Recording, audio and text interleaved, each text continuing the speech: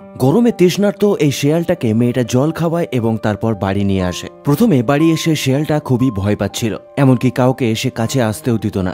খাওয়ার সময় যখন শেয়ালটা মেয়েটাকে দেখতো দৌড়ে পালিয়ে যেত। এজন্য মেয়েটা শেয়ালটাকে অনেক খেলনা কিনে দেয় এবং তাকে বিরক্ত না করে কিছুদিন নিজের মতোই থাকতে দেয়। হয়তো সে ভাবছিল শেয়ালটা রেস্ট করলে একা একাই এই ভয় থেকে রিকভার করে যাবে, আর তার চিন্তা ভাবনাই ঠিক ছিল।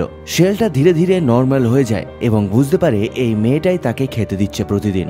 এজন্য সে মেয়েটার কাছে আসতে শুরু করে, এমনকি কখনো কখনো খেলার সময়ও সে তাকে ডেকে নিত।